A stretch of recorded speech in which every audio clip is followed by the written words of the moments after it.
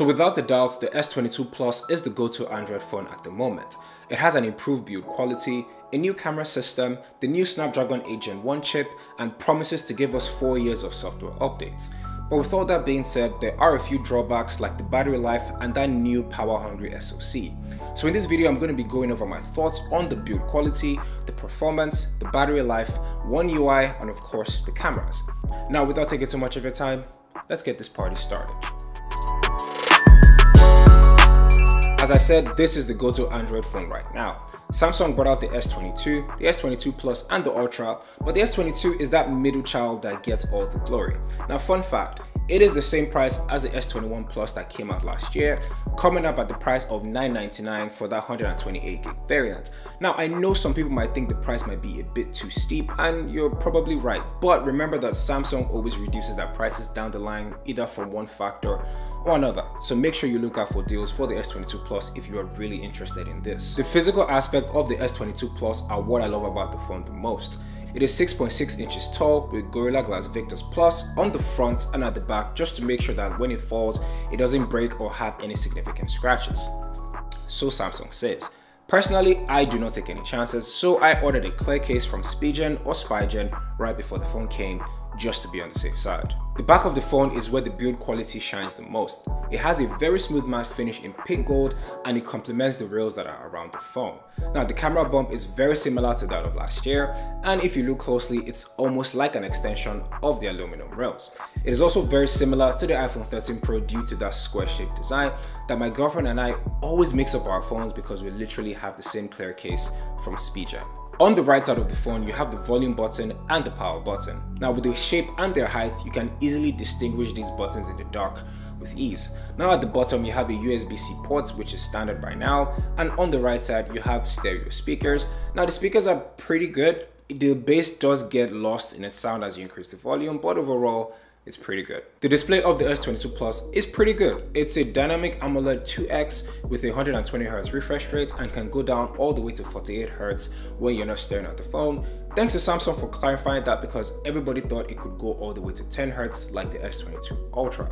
Now, a downside of the display though, it's 1080p as opposed to 1440p, and the pixel per inch density isn't really the best in its class. But when you want to compare it with other phones like the 13 Pro or the Pixel 6 Pro, you won't see much of a difference if you're not looking for it. Now, a difference you will see is in its brightness. The S22 Plus has a max brightness of 1750 nits, which is a lot better than the iPhones and Pixels of the world. Now, in my everyday use or everyday testing, it does absolutely great outside, and at some point, I don't even think I needed that much brightness or that much power because it'll affect my battery life in the long term and in my daily use. Now, speaking of battery life, the S22 Plus has a lower battery capacity than the S21 Plus that came out last year, coming up with a 4,500 mAh of battery. In my everyday testing, it's been pretty good. Now, I take it off the charger by 7:30 AM, I listen to mostly music, scrolling through Twitter, texting on WhatsApp, you know, normal stuff. Now on mobile data, I get home with about 10% at 5:30 PM,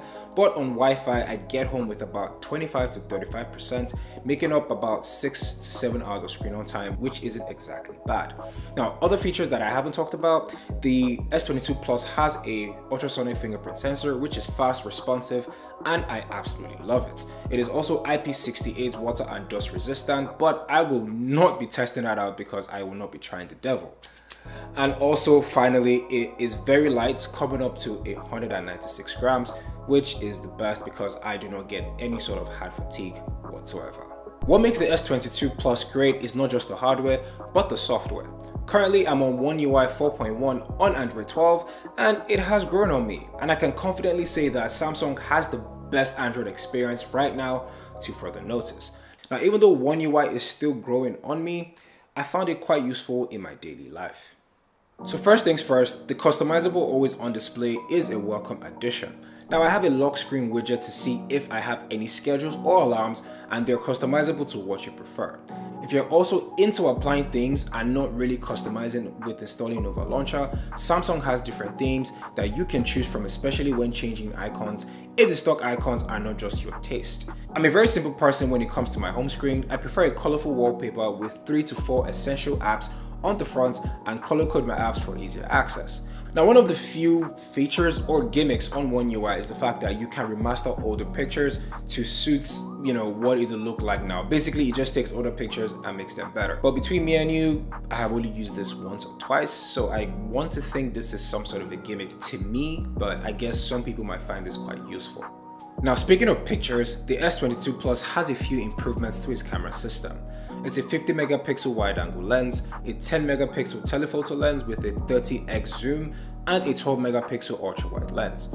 Now, the cameras are great, they're pretty decent, but in this world of comparisons, it isn't going to leapfrog the best two phone cameras right now. In any decent lighting condition, the phone produces great images that are balanced in terms of its color and vibrance. The ultra wide gives a softer tone to its pictures than the main sensor, but still does the job in the right conditions. The telephoto lens is also great with no white balance issues or inconsistencies. The 30x zoom has proven useful when trying to see the bus coming by, but apart from that, I haven't used it that much. Video shoots at 8K at 30 frames per second. It's pretty dope right now, but it isn't the most common thing, so most people will not use it. And also most people can't tell the difference. But either way, it's a nice addition to have. Also, Samsung is collaborating with TikTok and Snapchat to improve the in-app camera. I know that is a deal breaker for a lot of people, especially people that want to go into content creating. Should they choose a Samsung device or should they choose an iPhone? Let's hope that update comes out pretty soon so people can start buying the Samsung device because it's pretty good. Now, the cameras are decent. It's not going to, again, like I said, it's not going to leapfrog the top two cameras, which are the iPhones and the Pixels, but it sits in that number 3 spot, and I think it still does a good job either way with the right conditions, especially when it comes to the selfie camera. Ultimately, Samsung did a very good job with the S22 Plus. When I think about what rating to give this, I give this an 8.5 over 10. The body and the display are excellent. The performance is up there with the best smartphones in the industry right now. The only thing that has a downside is the battery and the camera, and when it comes to the camera, it's because the Pixel and the iPhones exist in this world. But if you want to get this phone, I can almost promise you, you will not be disappointed. Anyway guys, I hope you liked this video, and if you did, please give this video a thumbs up and do not forget to subscribe to the channel and hit the bell so you can be notified when I drop a video like this every week. Thank you guys for watching. My name is KJOS, and I will catch you guys in the next one when I talk all things tech.